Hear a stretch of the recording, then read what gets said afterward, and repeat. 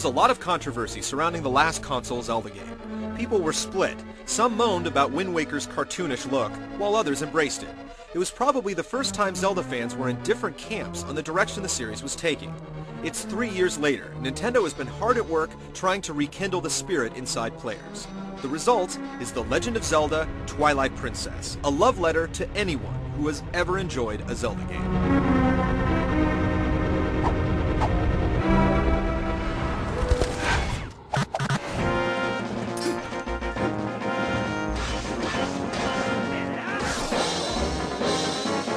Hyrule is in trouble again, and this time it's fallen under an oppressive darkness called the Twilight.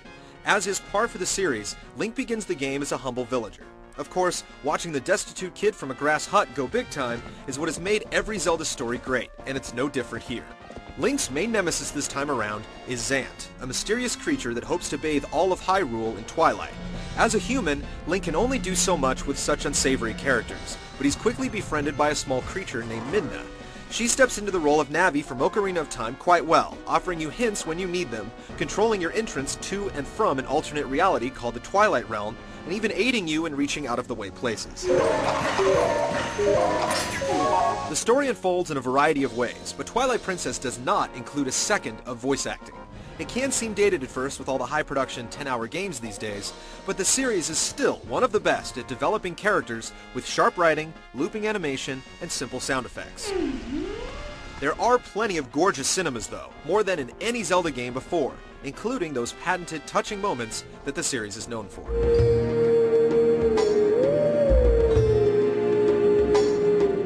The story in Twilight Princess is thought-provoking and at the same time, fairly typical for the series. If you've played a single Zelda game, then you know it's ultimately going to boil down to 3 characters. How Twilight Princess gets there is smart and unexpected.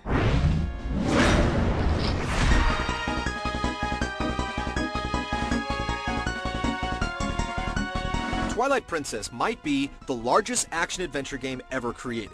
You'll easily spend 50 to 60 hours plowing through the main quest, without taking time to really look around. The amount of content in the game absolutely boggles the mind. Nintendo could have split this game into 2 parts, and no one would have complained.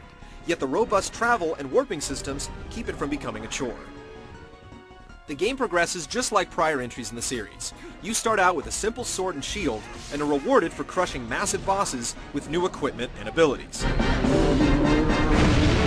It's a great formula after all these years, and considering Nintendo is still the only developer pulling it off with aplomb, Twilight Princess demonstrates that 3 or 4 years between games is plenty to make the formula feel fresh all over again. Progression is always measured by your location and how many unlocked doors there are. It's all about getting to where you need to go by any means necessary. Luckily, there are plenty of means to the end. In addition to the classics like the hookshot, bow, and boomerang, there are several brand new abilities and weapons that will undoubtedly become fan favorites, and are perfectly integrated into the fabric of the game's design. The game is basically split into 2 parts, the normal realm and the Twilight realm.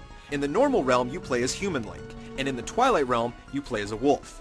You traverse the same areas for both. The only difference is, in the Twilight realm, the citizens of Hyrule are ghosts, and everything is shrouded in darkness. At the beginning of the game, there are specific times when you're transported between the 2, resulting in some moderate backtracking. Eventually, you gain the ability to change at your whim, and this is where the level design really begins to shine. There are minigames seemingly everywhere, and not just silly little point the Wii remote at a target type of minigames. There's a full-on snowboarding game with a legitimately sized course, and fishing that's so in-depth you can literally play it for hours. It also features some seemingly devilish puzzles that will humble you when you eventually figure them out.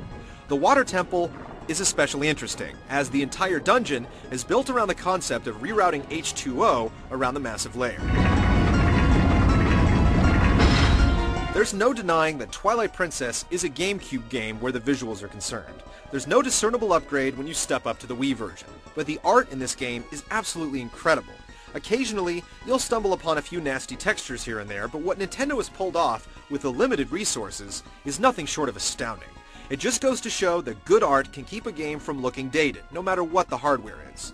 At the same time, the expectations for the Wii are a little higher, and this is one area where it does disappoint a bit. The music also has some issues. All the classic scores are here, but the audio quality is generally flat. It's time that Nintendo says bye-bye to MIDI music. The Zelda game design dock is slowly becoming frayed at the edges, but it's hard to deny just how elegant and timeless it is. Twilight Princess is an absolute beast, and must have been a disaster to plan and execute, which is why it's so surprising that it remains one of the best designed games in the industry for the full 2 work weeks it takes to complete it.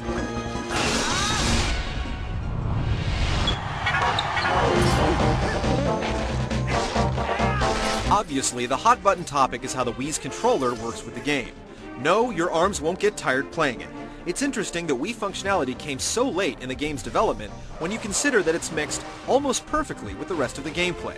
Pointing at the screen, definitely the most physically demanding control gesture, is only used for projectiles, so the times you spend with your arm extended come in short bursts. The rest of the game can be played with your hands resting on your lap, or anywhere else for that matter. You have to move the remote around to perform sword attacks, but the sensitivity is so acute that you barely have to wiggle it. Fishing is way more fun with the Wii remote than it is with a normal controller. The same goes for combat on horseback. They're simply better with the Wii's controls. The same thing can't be said for everything though. Using the bow's first-person zoom with the Wii remote is actually more cumbersome than it would be with the typical controller. Overall though, it definitely adds something to the series that it never had, and rarely becomes a nuisance. This is aided in part to a relative lack of difficulty. You will die many times, but not because you got your butt kicked in combat. The enemies are basically a cakewalk throughout. Most only require a lunging sword slash to be taken out. The same goes for your wolf abilities. One lunging bite usually finishes off most enemies. The bosses, despite being some of the coolest moments in video games this year, are also far too easy to defeat. The rest of Twilight